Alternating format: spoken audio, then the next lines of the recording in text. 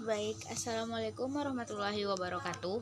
Perkenalkan, nama saya Pratiwi Agusti, NIM 20087165, Prodi Pendidikan Kepelatihan Olahraga, Fakultas Ilmu Keolahragaan Universitas Negeri Padang.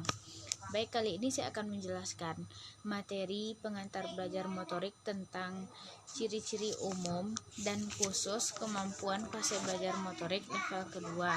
Dan materi yang kedua tentang struktur dasar gerakan dan implikasi dalam proses pembelajaran kemampuan fase belajar motorik level kedua. Masuk materi yang pertama, yaitu ciri-ciri umum dan khusus kemampuan fase belajar motorik level kedua.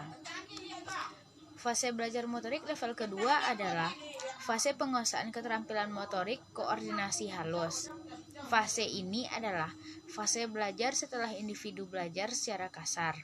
Fase ini sering juga disebut sebagai fase lanjutan setelah belajar fase pertama. Ciri-ciri umum dari fase belajar motorik tingkat kedua ini adalah yaitu peningkatan penguasaan kemampuan koordinasi secara halus, yaitu kualitas gerakan yang dilakukan sudah meningkat. Perkembangan proses belajar pada fase ini ditandai oleh beberapa kemajuan dan diwarnai oleh beberapa permasalahan. Kemajuan-kemajuan yang diperoleh antara lain dapat dilihat dari semakin meningkatnya kualitas gerakan. Masuk ciri-ciri khusus fase belajar motorik tingkat kedua. Yang pertama yaitu struktur dasar gerakan. Struktur dasar gerakan adalah fase-fase gerak yang selalu ada dalam setiap pelaksanaan gerakan. Dalam struktur gerakan, ada fase awal, fase utama, dan fase akhir. Contoh dari struktur dasar gerakan ini yaitu seseorang melompat tidak langsung melakukan lompatan, tapi harus didahului dengan ayunan tangan, baru diikuti oleh ayunan kaki dan sebagainya. Yang kedua, irama gerakan. Irama gerakan adalah ciri-ciri yang menggambarkan antara pelaksanaan bagian-bagian gerakan dengan dimensi ruang dan waktu yang digunakan pada setiap gerakan. Contohnya, pada saat bermain basket, irama yang tersendat-sendat dengan kaku sudah tidak terlihat. Yang ketiga yaitu hubungan gerakan. Hubungan gerakan adalah suatu proses transfer impuls tenaga dari satu bagian tubuh yang lain atau proses transfer impuls dari satu alat gerak ke alat gerak lainnya sehingga terjadi hubungan gerak. Contohnya yaitu dalam menendang bola yang awalnya diam tetapi sudah diberi gerakan akan bergerak. Masuk yang keempat yaitu luas gerakan. Luas gerakan adalah penggunaan ruang atau lintasan yang digunakan dalam pelaksanaan suatu gerakan. Pada fase ini, semakin meningkatnya efisien dan efektivitas penggunaan ruangan dalam pelaksanaan gerakan. Individu dalam memakai ruangan, pelaksanaan gerak tidak seimbang apabila ruang terlalu besar atau terlalu kecil.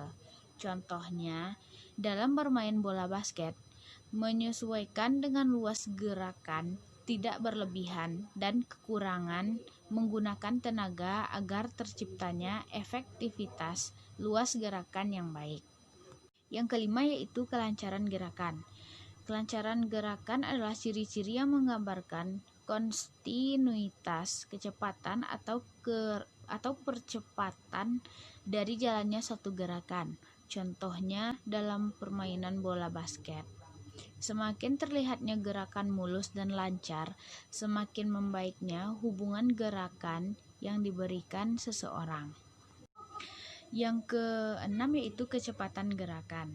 Kecepatan gerakan merupakan salah satu koordinasi gerakan yang perlu mendapatkan perhatian karena kecepatan sangat menentukan hasil yang ingin dicapai.